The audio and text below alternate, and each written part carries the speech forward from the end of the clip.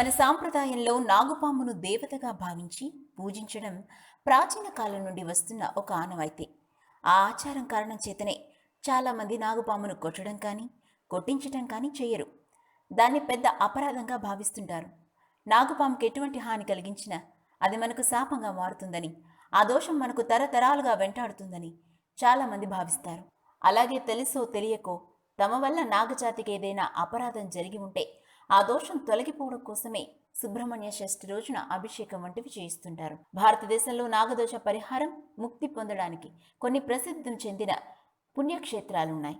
మంగళ మరియు ఆదివారాల్లో ఈ పుణ్యక్షేత్రాల్లో భక్తులతో కళకళలాడుతుంటాయి. ప్రస్తుతం ఈ వ్యాసంలో బెంగళూరులో ఉండే నాగ దేవాలయం గురించి మనం ఇప్పుడు తెలుసుకుందాం. కర్ణాటక రాజధాని బెంగళూరులో మైసూర్ రోడ్లో ఉన్న రామహల్లి సమీపంలో ఉన్న మక్కినాగ దేవాలయం చాలా ప్రసిద్ధి చెందింది. కుక్కే సుబ్రహ్మణ్యేశ్వరుని దర్శించుకోలేని వారు ఈ ముక్తినాగ దేవాలయంను దర్శించుకోవచ్చు. బెంగళూరులో భక్తులకు అందుబాటులో ఉన్న ఈ నాగదేవతా క్షేత్రంలో సర్పదోష నివారణకై భక్తులు ఇక్కడికి అధిక సంఖ్యలో వస్తుంటారు. ఈ గుడి అత్యంత ప్రాచీనమైనది. ఎవరికైనా నాగదోషం ఉందంటే వారి జీవితంలో చాలా అడ్డంకులు అనుభవిస్తుంటారు. అందుచేత నాగదేవతలున్న క్షేత్రాలను సందర్శిస్తూ దోషాలను నివృత్తి చేసుకోవడానికి పుణ్యక్షేత్రాలకు వెళ్ళి అక్కడ నాగదోష శాంతి పూజలు చేయిస్తుంటారు. పురాణాల ప్రకారం ఇవి కశ్యప మహర్షి కుమారులు.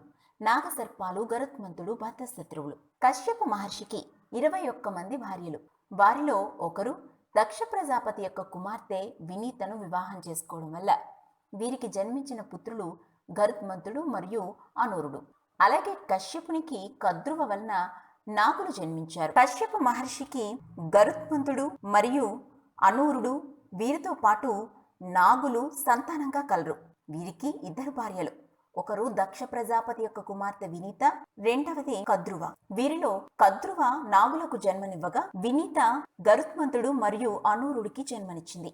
ముక్తినాగ క్షేత్రంలో నాగదేవత ఎన్నో మహిమలను చూపిస్తూ ఉంటుందని స్థానికులు చెబుతుంటారు. సుబ్రహ్మణ్యునికి మరో రూపమైన నాగదేవతకు షష్ఠి రోజున ఇక్కడ ప్రత్యేక పూజలు, విశేష ఉత్సవాలను నిర్వహిస్తుంటారు. ప్రతి ఏటా ఈ రోజున ఈ ఆలయంలోకి సర్పం ఒకటి వచ్చి స్వామివారి దర్శనం చేసుకుని వెళ్ళిపోతుందట. ఎంతో తేజస్సును కలిగి ఉండే ఆ పాముల చిత్రాలను ఈ క్షేత్రంలో చూడవచ్చు. ముక్తినాగ ఆలయ ప్రాంగణంలో మరిన్ని దేవాలయాలున్నాయి. నాగేంద్రుని ముక్తినాగ ఆలయంతో పాటు ఆలయ ద్వారం వద్ద ఉన్న రేణుకా ఎల్లం ఆలయాన్ని, ఆది ముక్తినాగ మరియు పటాలమ్మ ఆలయాన్ని సందర్శించవచ్చు. ఇవే కాకుండా ప్రధాన ఆలయానికి చుట్టూ మరో 4 దేవాలయాలు కూడా ఉన్నాయి. ఈ క్షేత్రంలో ఎంతమంది భక్తులున్నా నాగుపాము మాత్రం అక్కడికి వచ్చి వెళ్ళటం చూసే భక్తులకు కొంచెం ఆశ్చర్యచకితులను చేస్తుంటుంది. మహిమాన్వితమైన ఈ సంఘటన గురించి భక్తులు విశేషంగా చెప్పుకుంటుంటారు. ఇక్కడ నాగదేవత ప్రత్యక్షంగా కొలువై ఉందని తలచి మరింత భక్తి శ్రద్ధలతో ఆరాధిస్తుంటారు.